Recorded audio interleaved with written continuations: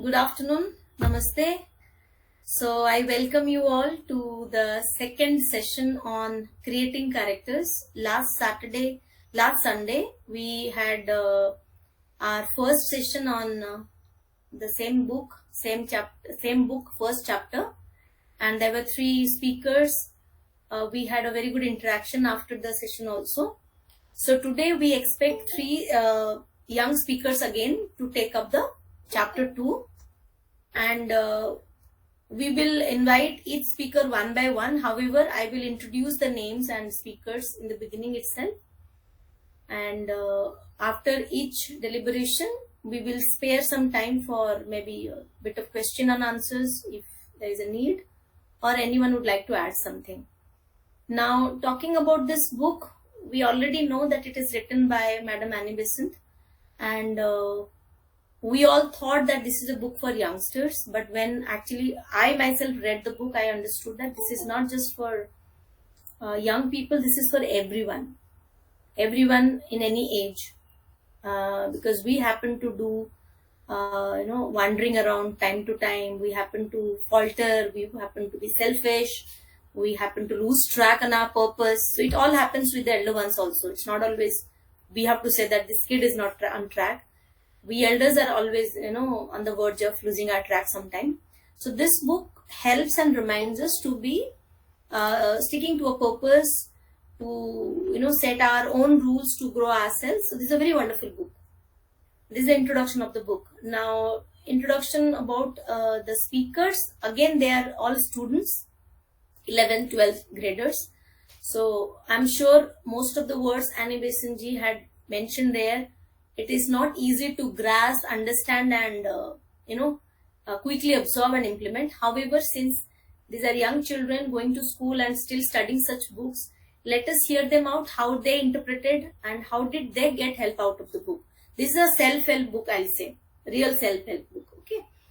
And before we start the presentations by the speakers one by one, let us go back to 1 minute of silence, or maybe half a minute of silence, and then we will do the universal prayer and we'll start the program. Okay.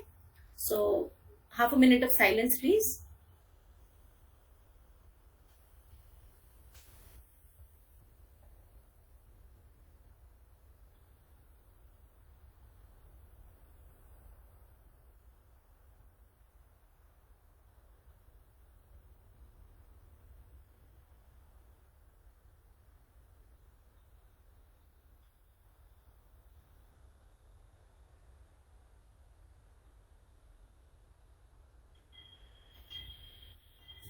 O hidden life, vibrant in every atom. O hidden light, shining in every creature.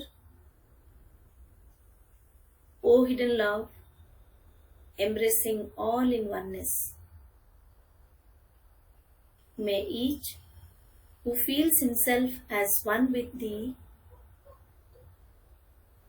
know he is also one with every other.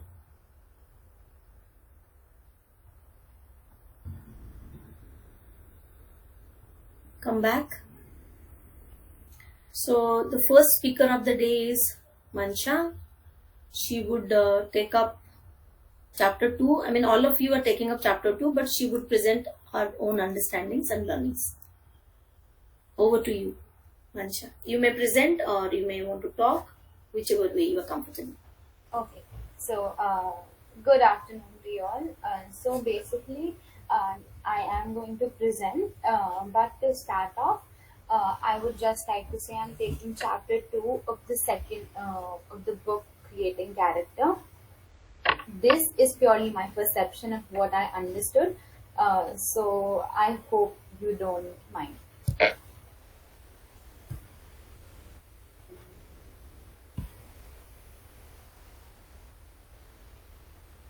Just 1 second.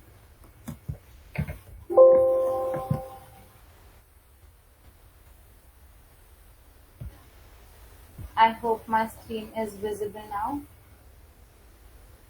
Yes, it is visible now. Okay, So I'll be starting with perception about character.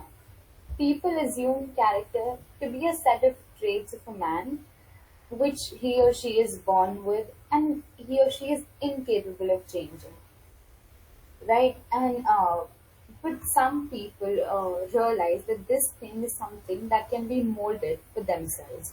It is a personal thing which can further be molded according to your own needs. A thing they can steadily work on with the certainty of great results. It's something you can always trust that you'll achieve results on if you are working consistently and steadily in the right direction. A man's actions are actually reactions to his thoughts and previous actions. This is a very well said line in the book which I picked up. So basically, this refers to the thoughts that we have in our mind. What we reflect in our characteristic traits and personality is exactly what we have in our mind and thoughts. And also, previous actions, meaning the actions which we have taken before, what we say, and the actions that we have done or taken in our previous birth. So it refers to both of those things. Okay, so building our personality. We can build our personality in a few different ways. One of them being we know that the habits we inculcate over time or from our previous births are very difficult to leave behind. So, for example, someone who has a grasping, mean personality, that guy might never have learned virtues of selflessness and kindness in the previous births that he or she may have had. Right? Then turning someone into your role model. For example, a kid considers his teacher as his role model and adapts both her helping nature and her habit of shouting at kids when she gets angry.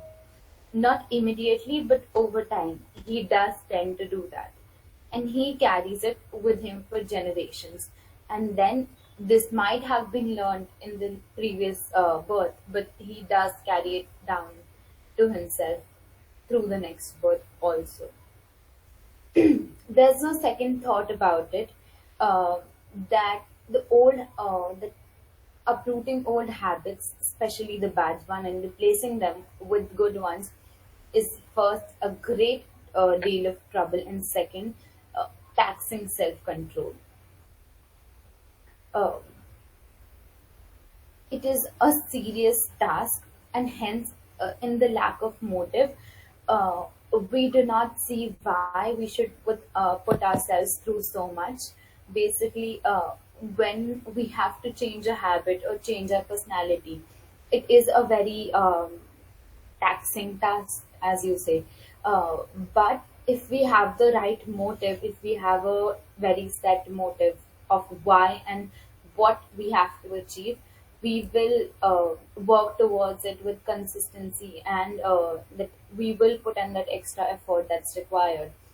But if there is a lack of motives, we won't see the reason why we are putting ourselves through so much of work and putting so much of ourselves into changing our personality. For accomplishing such a task, we must realize that it is necessary to have a change in the mindset, and we must obtain a view of a life as a whole. It is very important for us to understand this and obtain the view of our life as one whole, which will give us that motive to push ourselves further. The author also mentioned that ordinary man is a cynically selfish being, not meaning that it is intentional or intentional cruelty or meanness, uh, or they are devoid of good feelings. It's just that life has their life as a whole is a little self-centered than what it should be.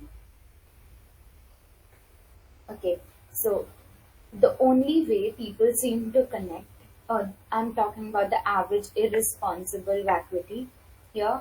So the only way people seem to connect with life in is essentially pleasure of the moment, just amusement. We have often seen people ask each other if they had a very fun time somewhere, or if they were amused enough by that moment in that moment. This is just clearly relating to momentary pleasures. It has nothing to do with uh, knowledge or gaining knowledge or learning something through that experience. It's just about that momentary pleasure that we get right now, and then that's it. We are done. We don't think of it in a long term or life as a whole. What I was talking about earlier. The present age men and women don't carry that sense of responsibility, duty, or seriousness. They still haven't realized that they are immortal souls for a reason, who are here for a purpose. They have been given this life for a purpose, but they don't realize that. And so their life is one shallow ignorance and giggling vacuity. And hence comes the vacuity in their life. So now the conversion state of converting. In religious circles, this change of standpoint is called conversion. We know that in Latin, orato means to turn and can signify together with.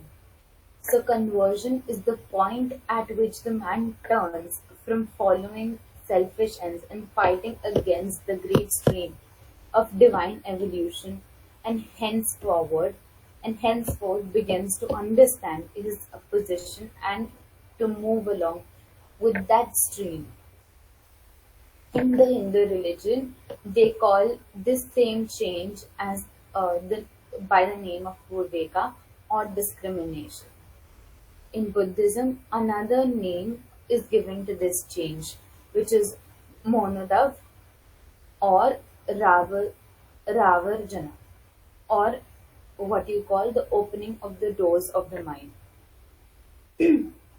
This opening of the doors, this discrimination, this conversion, means the realization that the things which we are seen upon in the physical plane are temporary, and this it has very little importance as compared to these things or other things which are unseen and eternal. So here I want to quote an example. Um, it was very well quoted in the book as well. So, for example, how little children are always told when they're engaging themselves in something, like a art activity, or maybe they're watching a movie. They're told to study instead. Why are they told to do so? Their parents are trying to build a habit of gaining or being productive and gaining a bit of knowledge in that little amount of time they have, instead of giving that time to momentary pleasure. But as we grow ahead in life, we do tend to forget that. Uh, so, this example of a little child, we see it is something that we want to inculcate in little children as well from the beginning, but as we grow we forget our values, and that's an example. Puritanism. Okay, so Puritanism, which played such a prominent role in the history of both England and America, arose chiefly as a reaction against the view of which one was speaking just now, and the mere living for carelessness, selfish enjoyment of the moment. It made people think that mu- uh, to be good one must be miserable. It degraded all. It degraded and all but destroyed the idea of the loving father. It is true that a man has learned to appreciate the higher joys of spirituality, the spiritual life, cares a little for those of the ordinary physical existence. This is because he has reached a higher standpoint and gained a wider horizon. but the result upon the physical plane gives the impression that he has ceased to be interested in the lower physical pleasures. Now comes the awakening, the safest and the most satisfactory path in which we have just is the one we have just indicated. That is, we come to wider knowledge. After learning, we come to understand that the grander and the higher life we see, that there is a greater scheme and that we are a part of that scheme. There are others whose awakening comes along a different line. That is the line of devotion rather than the line of knowledge. We in the Theosophical Society have, so this is basically the author's approach. We in the Theosophical Society have some experience in the direction, in this direction. But among our students, there are many who approach the truth this by this road of devotion. When the devotion is to Theosophy, all goes well. Their enthusiasm grows even more and more brilliant as they learn more of the truth. And no matter how far they penetrate or which of its many sides they investigate, they can never be disappointed. Devotion is a splendid force, yet without an intelligent comprehension of that which the devotion is felt, it has often led people terribly wrong. Okay. Uh, Now this is a reference from the Buddha, Lord Buddha and his writings, Abba Papasa Akarna, which means cease to evil, cease to do evil. There is no mystery as to the qualifications of the adept. The steps of the path of the holiness are fully described in our books, with the qualities which belong to each of them. We commence uh, our effort to obey the command of the Buddha, cease to do evil, by setting work to eradicate these undesirable qualities. What the masters are, what Buddha was, what Christ was, that we must all become one day. We may therefore set before ourselves what is known of these exalted characters, and putting ourselves in comparison with them, we shall see at once in how many ways we fall lamentably short of the great ideal. We attempt to compare ourselves to these perfect men, will at once reveal to us the existence of many faults and fallings in ourselves, which have long ago disappeared for them. So, as in the start, Sister Subralina quoted, or Subralina Auntie quoted, that this book isn't only for younger audience. This is a book available to all, and I believe that because everybody, be it me, you, any of us, all of us have some level of faults in us, and hence we have not attained that tag of a master like Buddha has, like Christ has, and hence we need to work on ourselves to kill that evil inside us and move ahead of it and become what we want to and work towards what we have to become. So, my key takeaway from this book is to seek our purpose. We are these immortal souls, we are here for a reason. So, what we do is we seek our purpose. And the second one would surely be that we can always change to something better. Be it a change in the personality, be it a change in a small action of ours, a way of doing things differently, that one thing we can think of doing differently that can make a change. That is a change enough. if we see growth that way. That is all from my side for today. Thank you. Very beautiful, Vansha. Wonderful job done. And yes, the way you kept the takeaways at the end, that shows that you have had an in-depth study of the book. Good. I don't know whether you read the chapter 1, because we aligned chapter 2, allotted chapter 2 to you. Time permits, after your exam, please read the chapter 1, so that the wholesome thing you will Yes, absorb. surely. And coming to the point which you quoted, yes, I'll again reiterate. I think I would have used this concept many a times in other forums along with you as well. We are not perfect. We are to grow, to develop, to be better. And the best proof of this concept is we are on this earth. Had we been perfect in our previous births, we should not have taken this birth. So anyone who has taken a birth, that means something is to be learning there. A pending learning is there. That is why we are here. Otherwise, we would have been an adept, or we would have been perfected souls, and we would have been in some other space. If on this earth we are there, that means we are not yet perfect. Me and Pranchi were discussing, a couple of months back, the very same thing. The best proof of our not being perfect is we are on this earth.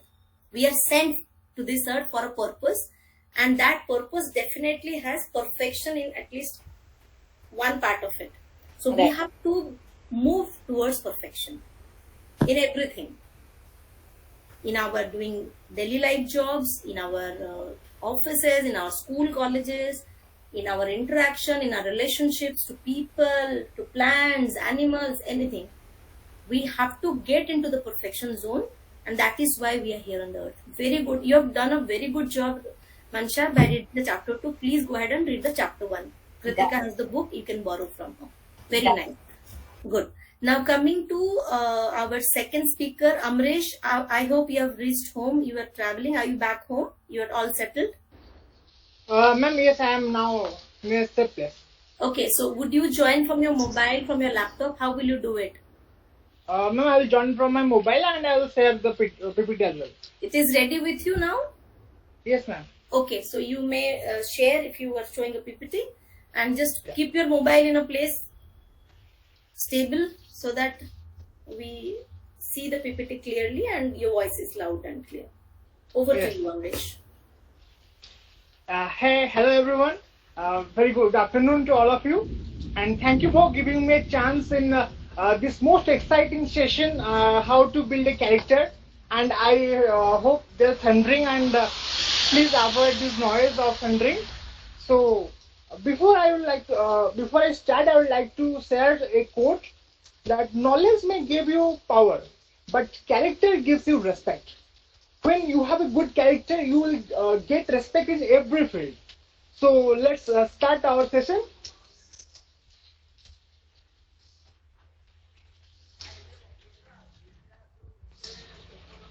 Ma'am, am I visible? My PPT? Yeah, it is visible Ma'am, now. Yes, you can start. yeah. So the topic of about which I'm going to talk is how to create character. So first, we have to know what do we mean by character. Character means ourself. What are we, and how can we develop our life, and how can we get a better and higher life? Can a person change its character? Means a huge population thinks that the character is a natural given thing, and many of they say that we can change our character. Our character is naturally made by God. So my my question is, can a person change his character? Yes, a person can definitely change his character with its emotional as well as its visual interest. The man's character, I'll stand now, is the result of his own previous actions and thoughts. The thoughts and actions we are doing now will reflect in our future. So, according to we act now, our future will show our character like that. Then, the first point is change habit to change character. We may readily realize that When a man has certain habits which have been steadily strengthening for thousands of years, it is a serious task for him to try to check the momentum and to reverse the currents. And the second point is choosing good qualities only. In some cases, we may have intentionally formed ourselves upon the model of someone whom we admire. But obviously, this hero of ours, whom we have copied, may have had bad qualities as well as good ones. Let's take as an example. If a child seen a person chewing tobacco or like that or consuming alcohol, and he is the hero of that film, then uh, the hero attracts the child, and the child accepts some qualities of the hero along with the bad qualities. So, how to discriminate the bad qualities and the good qualities, and how to consume the good qualities from our hero? So, first point comes here: laziness as the prime obstacle. There is no question that to uproot old bad habits and to replace them by good ones means a great idea or great deal of trouble and a great deal of utter self-control. It is serious task and the ordinary man has no knowledge of any motive sufficiently powerful to induce him to attempt it. In the absence of this adequate motive, he doesn't see why he should put himself to so much and such serious trouble. A misconception is our mind. We understand higher purpose of life is only having amusement and enjoyment, lots of money or duty. Thus, we connect our thought process with this idea of sensual pleasure, and often we didn't diagnose this problem in early phase, and it leads to making a bad character. When we are about to do some work, we first look at the amusement, the pleasure. If we are said to go to a place, then we find is there any amusement or is there any pleasure if we are doing the work. So first of all, we have to get a strong motive to do the work, and after that we will get success in doing that work properly. So what are the 10 rules we should follow to make a good character? First, conversion. Conversion means that vivek or the opening of mind. Conversion is the point at which the man turns from following selfish ends and fighting against the great stream of divine evolution, and henceforth begin to understand its position and to move along with that stream. The Hindu religion, they call this same as Viveka. In Buddhism, the opening of doors of the mind. If a person have opened the doors of mind, he will definitely get pleasure in the old situation or old work condition. Now, first open your mind. How will we will open our mind? The man who is wrapped up in pleasure has not. Amresh, can you speak a bit louder? I mean, do you have any system wherein you will enhance your voice? Can you do that? I know that Yes. there is a bit of rain outside there. Yes, ma'am. Yes, ma'am. Yeah, this is clear. This voice is clear. Just stick to this position. Okay. Please. Actually, the second point comes here. Open your mind. The man who is wrapped up in pleasure has not yet opened his mind at all. He is not thinking about life in any serious way, but is immersed in the lower currents. The opening of the doors, this discrimination, this conversion means the realization that the things which are seen upon the physical plane are temporal and of little importance as compared with these other things which are unseen and eternal. God means man to be happy, and it is certainly his duty to be so. For a man who is unhappy radiates depression all around him, and thus makes life harder of his fellow men. The man comes to wider knowledge, he comes to understand that there is a grander and higher life ahead.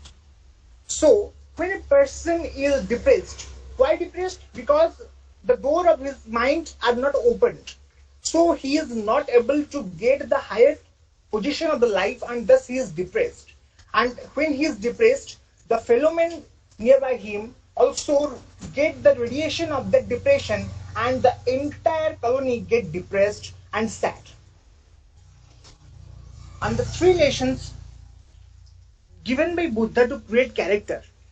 Men asked the Lord Buddha to state the whole of his marvelous doctrine in one single verse, and that he replied in these memorable words: "Cease to do evil, learn to do well, and cleanse your heart." These three lines are the most powerful words by which we can make our character the best. First, you have to compare yourself with the best.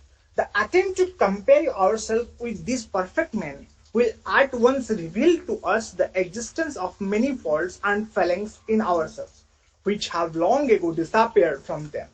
Thus we commence our effort to obey the command of Buddha, cease to do evil, by setting to work to eradicate these undesirable qualities. Get full control upon emotions. As the Indian book tells us, these passions and desires are like horses. In order to be useful to us, they must be under the control of mind. Who is the driver? And this driver himself must also be ready to obey the slightest order which comes from the true man who sits in the chariot directing the movement of these servants. For the man to allow himself to be swayed or swept from his base by his passion and emotion, it is allow his horses to run away with him and to carry him whither they will instead of whither he wills. In Bhagavad Gita also, Bhagavan Sri Krishna also described Arjuna that we have to control our emotions as well as our actions. When we are able to control our emotions, our actions are automatically controlled, and thus we will get a better life or better condition of life. In a verse, he also said that the all emotions coming out ourselves are the destructing part of our life.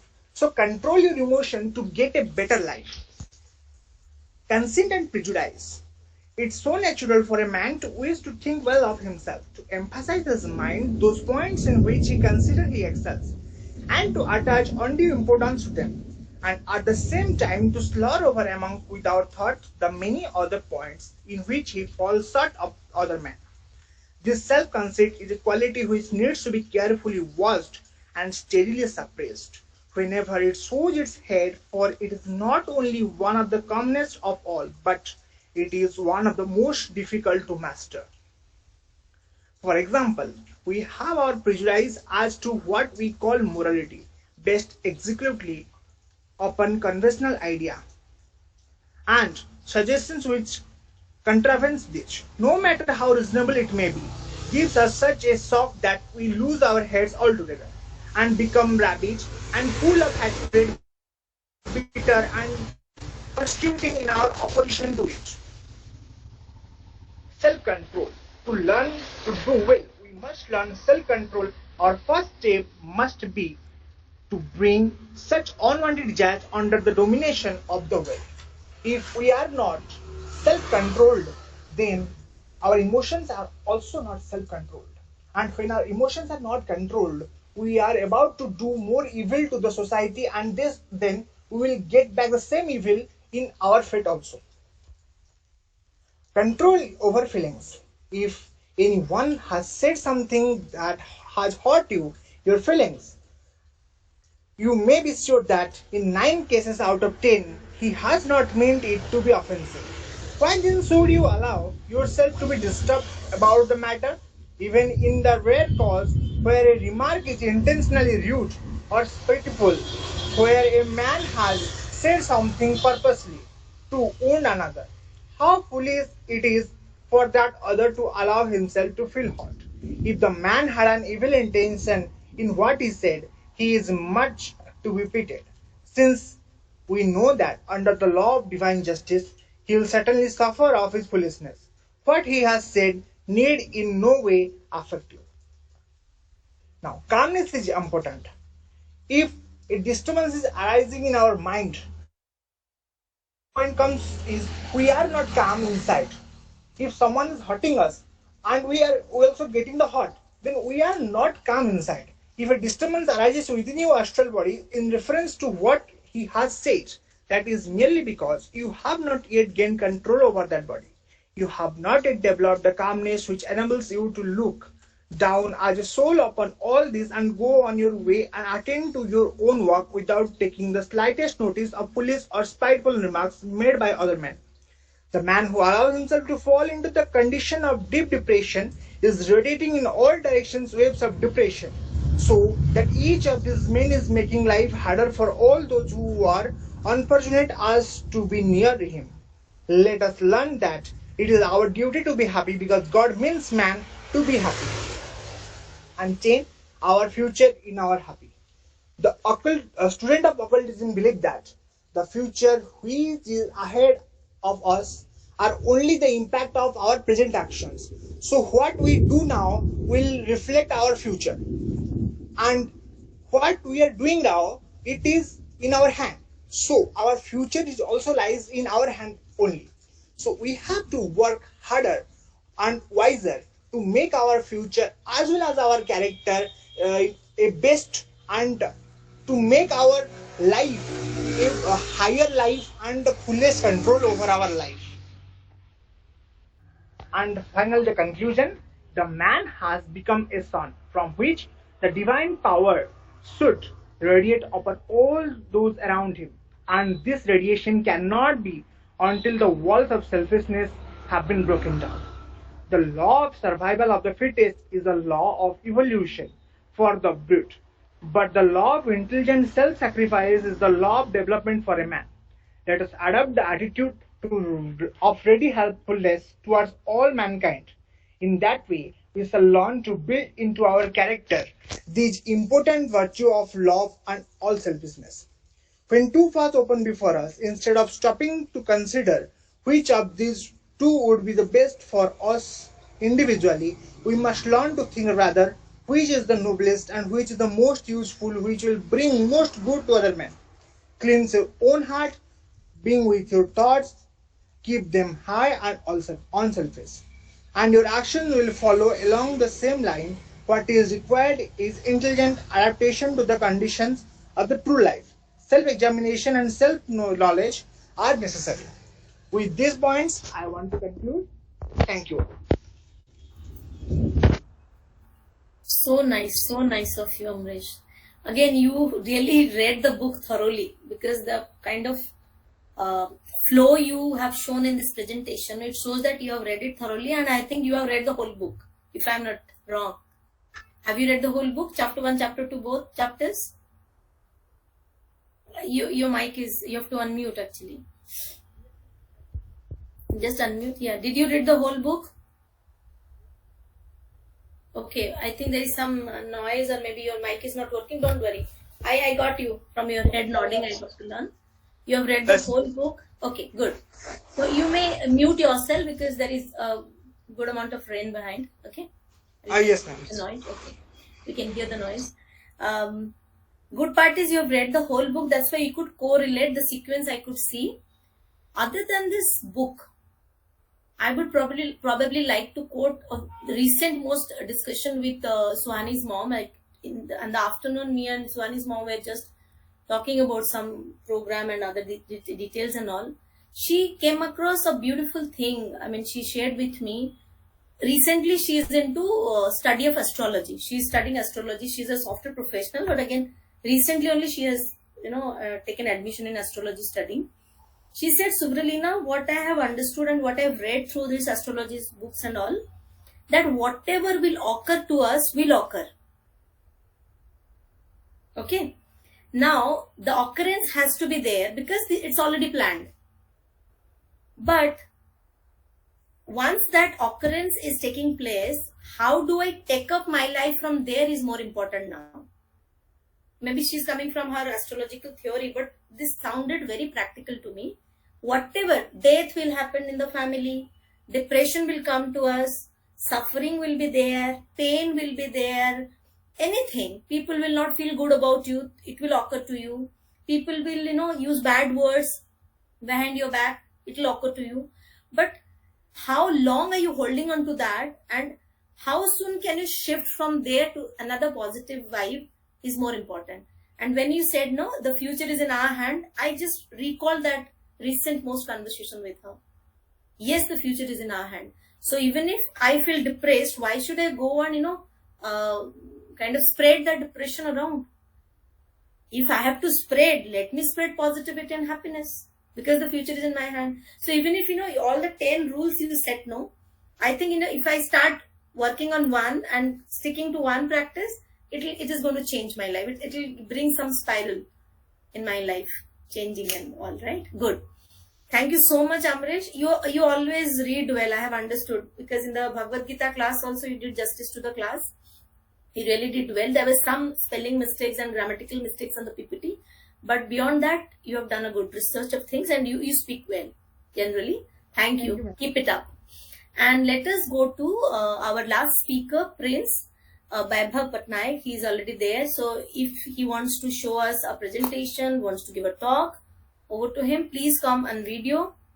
Switch on your video, and then you can start the presentation. Okay, good. Over to you.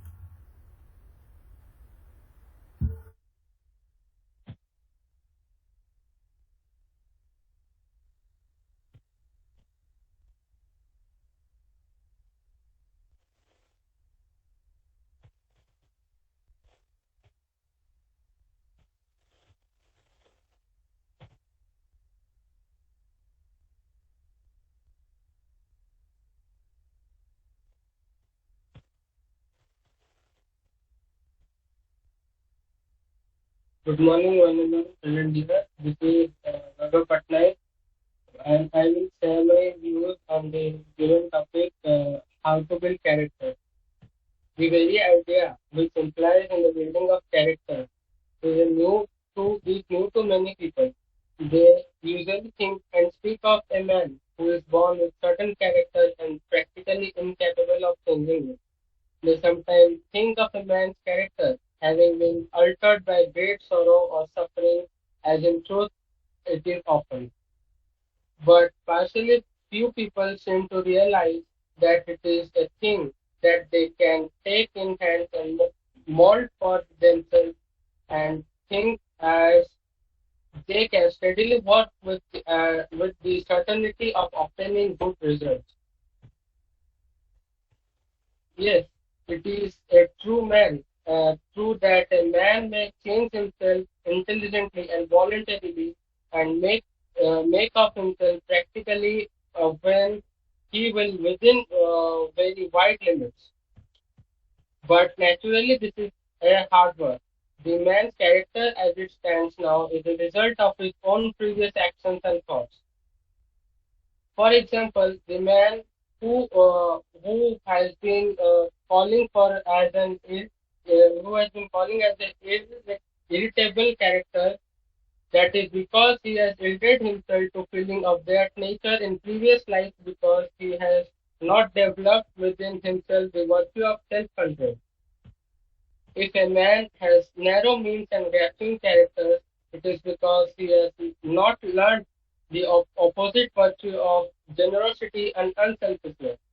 So it is all the way through the man of open mind, and who has a heart which is built into himself these virtues during the ages that has passed over his head.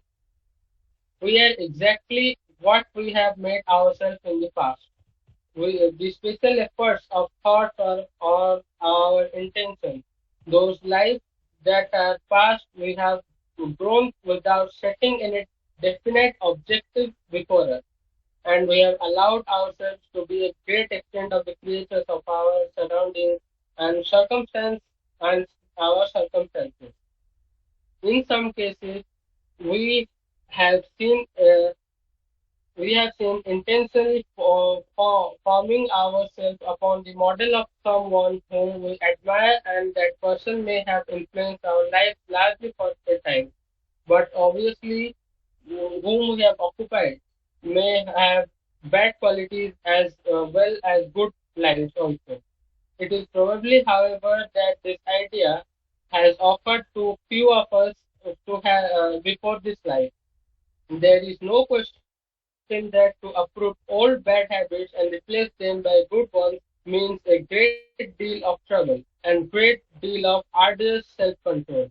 It is a serious task, and the ordinary man has no knowledge of any motive sufficiently to induce them and attempt it.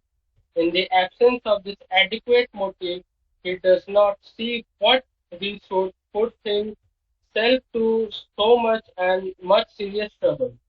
He probably thinks of himself as a goal and whole, so though possibly with this weakness. But he reflects that everyone has this weakness, and those of many other people are much worse than him or her, which observe in his life. So he lets himself drift along without making any effort. Before such a man can be expected to reserve his old habits and set to work painfully to form new ones. He must first realize the necessity to change himself and his characters in order to build a great future ahead. The ordinary man of the world is frankly selfish.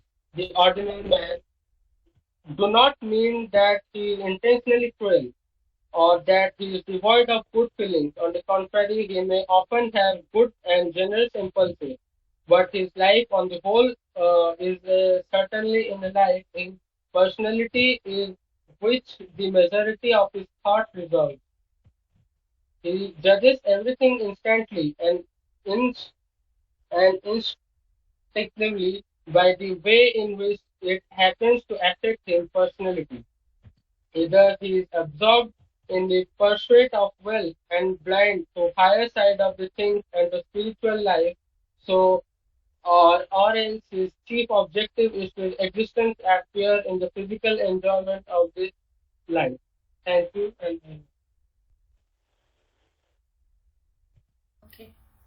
Thank you, Vaibhav. It was a very short one, but yes, you at least brought up one or two very important features about educating, not about materialistic education, but morals and values, which shape in a building of a character, and also a very pertinent point of what we are today has got something to do with the past. We are just reflection of our past thoughts or our past lives or past karmas, which is very, very pertinent point about character. But that means if there was a past and we are here as a reflection of that, we are today here and building up our future. All the speakers, please come on video if you can. So as Vaibhav brought out a very intelligent point, what we have been is showing up in our today's being, and what we are today will show what we will do in the future. Right, Amrish, Vaibhav and other youngsters were sitting here. Mancha, you may come on video. Amrish, you may come on video. Urvashi, if you are there. Kritika, Urvashi. I would rather ask Urvashi, Kritika and Bhaumik, people who maybe Kritika had already spoken about it. Urvashi and Bhaumik, if you could come online. Mancha, please come on video quickly. So whatever you grasp, if Urvashi you can, you're available, or Bhaumik you're available, what did you learn as an audience, a younger audience? Quickly you have to come on video and audio, please, if you are there. Otherwise I'll move to the elderly people sitting here. Urvashi, are you there? And Bhaumik, are you there? If you could come on video or audio, if your machine is working. Mansha, please come on video. And the whole program was really good, and I could see that you have done a good amount of study and come home with some take back from the book. Anyone would like to add something here? Might come on video and start. Maybe Rekha ma'am or Sushma ji. Otherwise, we will close the session quickly. We are already delayed, that's why. If character is lost, everything is lost. Yes, that is it. Wealth is lost, nothing is lost. If health is lost, something is lost.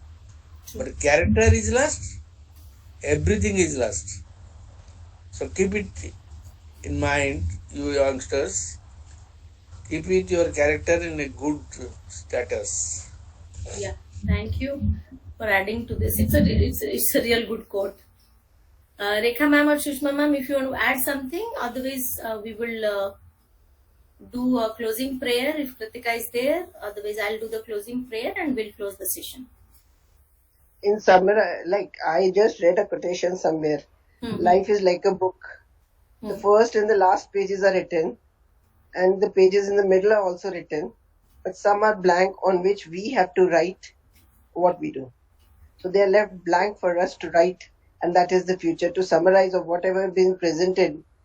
And in spite of the younger people, we always have some takeaways when we hear them out. There is Right. always something to learn, something to add to what we may know, we may understand, but yes, there is always something to learn. And the way they present, they may be reading, but their own words come out. It's their Yeah. sense of understanding. Exactly. So good, very good presentation. Hats off to you, Supralina.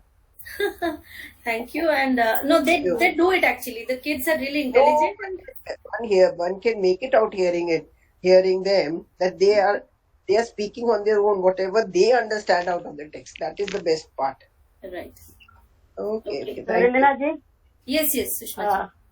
हम लोग तो सब लोग diamond soul हैं अंदर से, लेकिन उस डायमंड सोल को जो तराशने का काम करता है, तो जो पाथ मेकर है, वो एक आप उसका रोल प्ले कर रही हैं. और धीरे धीरे जब हम अपनी जो इविल थॉट है, अपने बैड डीड्स हैं, अपने जो हमारे इमोशंस बहुत एग्रेसिव हैं, उनको जो हम धीरे धीरे हटाने लगते हैं, तो वो जो सारे कैरेक्टर के जो हमारे वर्च्यूज हैं, वो तो वर्च्यूज हमें हैं ही, खाली हमको उसको प्रकट करना है. और कैसे प्रकट करना है, ये एनी बेसेंट की किताब में है. बहुत अच्छी, बच्चों ने बहुत अच्छी प्रस्तुति की, और बच्चों के माध्यम से सीखने का मौका मिलता है. वो बहुत बहुत सीखने का मौका मिलता है. हर दिन जो आप ये ऑर्गेनाइज करती हैं, कि हम लोग पॉन्डर ओवर करते हैं कि अच्छा ये चीज तो हमको पता है, लेकिन हम उसको डेली लाइफ में उसको इम्प्लीमेंट नहीं करते. लेकिन जब रोज ऐसा सुनते हैं, मैं जब ये कह रही थी कि respect is not commanded, it is not demanded but commanded. तो जब हम में ये वर्च्यूज आ जाएंगी, तो हमारी रिस्पेक्ट तो अपने आप होगी. और ये वर्ल्ड में नहीं, ये वर्ल्डली रिस्पेक्ट की बात नहीं हो रही. हम जो है वो फिर उस हायर उसमें सोल में चले जाएंगे, और हम जो फिर दुनिया के लिए काम आएंगे. बहुत बहुत धन्यवाद. Thank you. I would like to add something. Please. Dr. Annie Besant was an activist in lot of social issues. Like she was against of women empowerment if somebody is happening in the society. So she was extremely activist woman throughout her life. Perfection is basically a state of mind, not like a character. Character is not like a gender basis. It is something situational. People admit or accept it, so that when we come to the realization, we say, "Oh, that was a mistake we did." But nothing is. If you have been intelligent, then everybody would have been intelligent. So it is basically the demand of the situation, or there is a imperfection around us, so we look at it or we attract it toward it. So as Mr. Mohapatra, Brother Mohapatra presented in his presentation, this जैसे बुराइयों को जलाना, or like that was some points he was mentioning in that. So it is basically to attain perfection, you have to go to the consciousness level. Right, so nothing is perfection. It's not like imperfection हुआ तो it because of some ingenuity, nothing like that. Perfection is basically to make it come. Every soul is with perfection. एक नदी जब सागर में मिलता है, क्या एक बूंद सिर्फ नमकीन होता है? नहीं, पूरा सागर ही नमकीन है. So it is basically how we one with the universe, because there is the attraction towards the super soul. Within that process somebody distracts us. हमें बाधाएं आती हैं, जैसे हमारे यहाँ पे होता है ना, पाथवे टू परफेक्शन में बुक में पढ़ा गया है. To achieve up to that level, there are a lot of disturbance will come through your ways. You have to face that. Then only you can go up to the super soul level. So that is nothing imperfection. Perfection, everybody is perfection. We only see imperfection around us, so that we say, oh, that was a mistake or that was something. That's why in legal system there is a correctional service, prisoners welfare and correctional. Say they correct people and send them outside. Nobody is free to live a free life, even in the astral body also. Free of life and moving freely in the road, even everybody is not allowed. So that is always a correctional thing which they try to.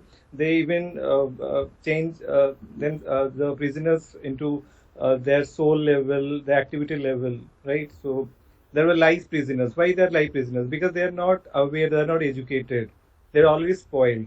So there's a level of perfection is also there, right? Good. This is a very valid point. I mean, we have to be tolerant enough. Actually, what he tries to say here is, even if somebody does a mistake, it is not like mistake for a lifetime. So we cannot, change that person. If we can change ourselves, we can also help in changing others. That's a very good point you point out. Good. So what we need to do now is to remain silent for maybe half a minute again, absorb what we learned, and as Mansha and Amresh and Vaibhav all brought out a point that we can actually change ourselves and we can change for better. Okay, so let us first of all close our eyes, see ourselves as what we are, accept ourselves as what we are, at what level we are, knowing fully well that we are not perfect, but we can always work towards perfection. The future is in our hand, as Amresh brought the point very clear, and we can bring a change from now onwards. This now is very powerful, has immense power to change our thoughts, our emotions, and we can do wonders. We can be our better versions.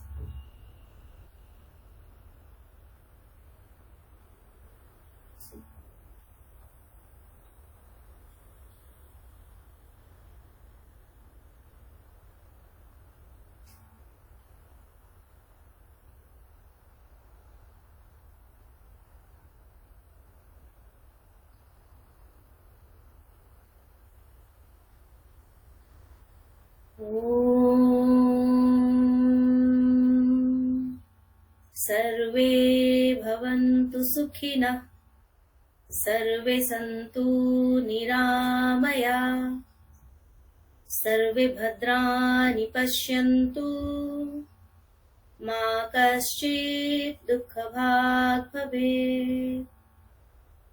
Om Shanti Shanti Shanti. Thank you all for joining us. Thank We would plan for another session soon, maybe after the Durga Puja and other holidays. But our regular study will continue to be on the same time, Sunday 3 p.m. So see you all next Sunday. Thank you. Thank you.